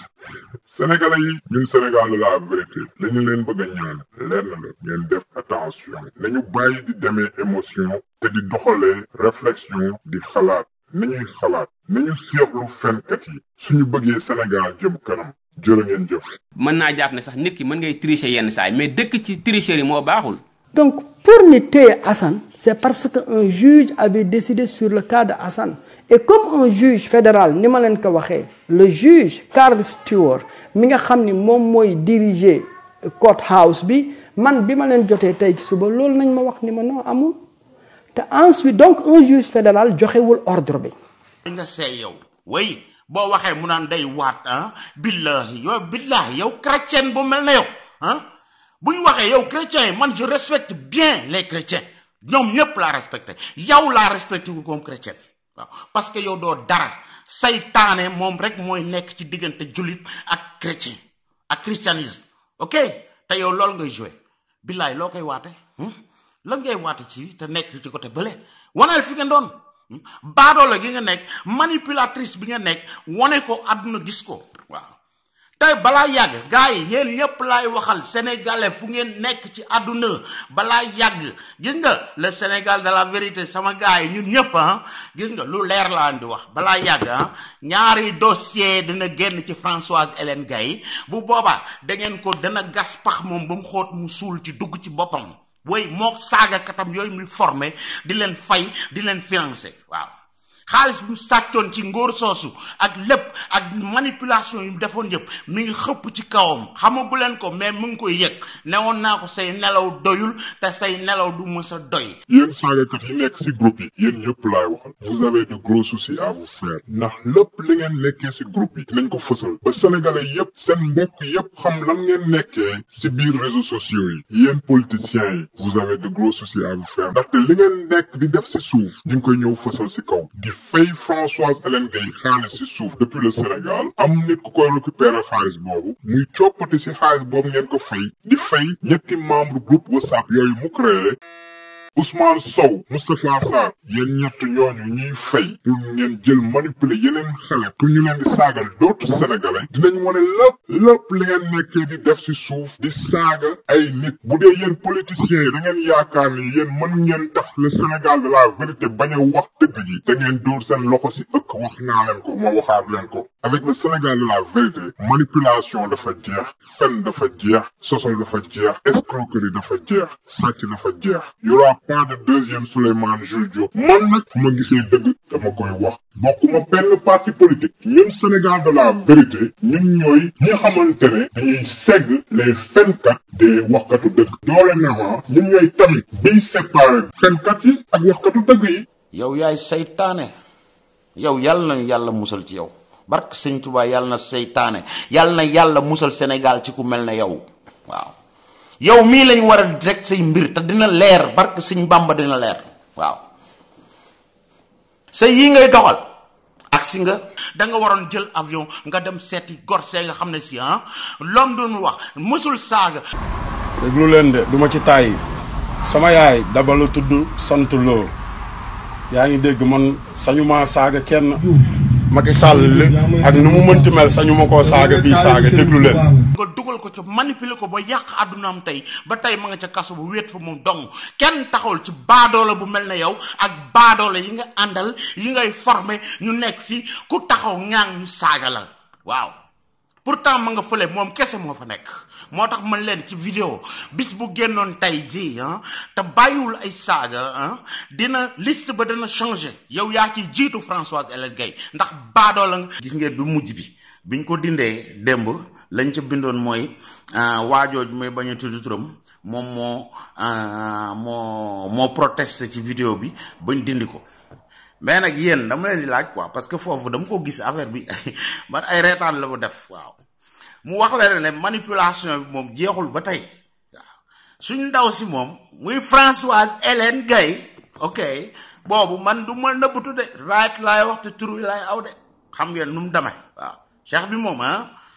ci tur wi lay aw waaw. mais dama leen di laaj yéen ñi nga xam ne yéen ay seetaan vidéo YouTube yi su mooy vidéo ndaw soosu Françoise ak waa jooje vidéo mi ni ngeen ko doon seetaane yéen gars yi di def ay live ñoom ñëpp ni ngeen leen di seetaane benn question laa leen di laaj mais vidéo boobu ngeen gis est-ce que dañ ci wax lu contre waaja ba tax mu naan nañ éliminer vidéo bi wala luñ ci wax dafa contre ndaw see ba tax ñu vidéo bi éliminer wu point de demande. waaw yow kee nga xam ne ñi ngi jëm loo xam liñ daan pro Diouf moomu di wax ba avant moom muy dugg ci ay saaga ni mu meloon yéen seetaan ngeen vidéo ñi ko jot a gis parce que nag naa leen ci wax benn affaire du bloqué nañ ko mais le Sénégal 221 dóoraat na ko bu fekkee nag ndaw si moom lim nekk ci àdduna mooy jàpp leen ne moom mi ngi ci Facebook YouTube Twitter Instagram lépp luy réseau social ndaw si moo ngi ci biir léegi nag moom nanguwul kenn critiquer ko wala luñ wax lu dëng ci moom dana dem foofu pour effacer lu vidéo yi pour dindi ko waaw dem na ba léegi nag léegi waaja nga xam ni mu ngi ca biir moom moo ko tëjlu ca kaso boobu ndax manipulation yi mu ko doon manipuler ñu ñëw won leen loolu waaw gars yi def ci vidéo documentaire bu tegu ci yoon waaw monétiser wuñ ko jaayuñu ko ay télévision wutuñu ci xaalis wutuñu ci dara à différence que ndaw soos lim doon def ci vidéo yi waajooju ak ay vidéo waaw nga xam ne alal moo ci dugaloon ñii nag moo au nom de la vérité moom moo taxoon ñoom ñu créer document boobu yor yeneen document parce que nee naa leen affaire boobu mi ngi koy bloqué mais ce n'est que le début film la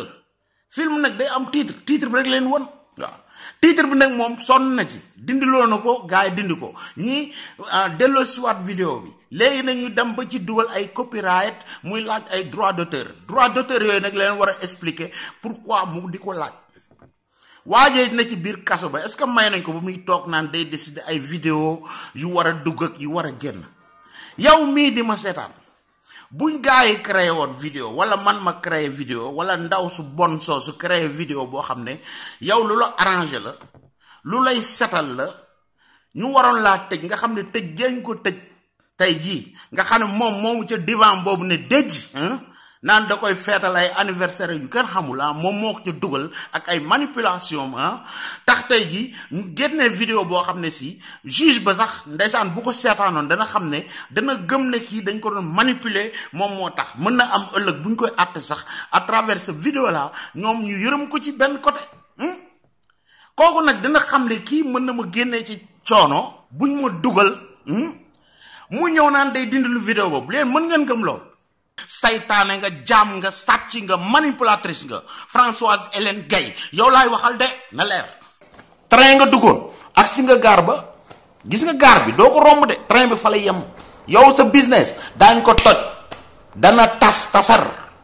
bark sëñ Bamba laa la wax waaw yow tiital nee naa la say nelaw doyatul won nañ la mosal ba gis nga ndekki moom lañ la won añ bi ñëwagul di nga ko gis Sénégal dinu gis monde bi daañ ko gis waaw daañ xam ne yow mi waajee ka newoon ca ginnaaw mooy yow Françoise Hélène Gaye mais tey li ma Assane Diouf di wax neexu ko moo tax ñuy wax ay xam nga Interpol Interpol moom Homeland Security ñoo ko représenté Homeland Security ñi ngeeg samay kayit ñooy immigration dégg nga wall immigration directement nga wax leen Assane Diouf sama adresse nga fa parce que awma droit dëkk fenn ci Amérique te waxuma leen fii laa dëkk awma droit def loolu xam ma bëgg nag xam nga ngeen gën a góorgóorlu ngeen bàyyi loolu xel du noonu ah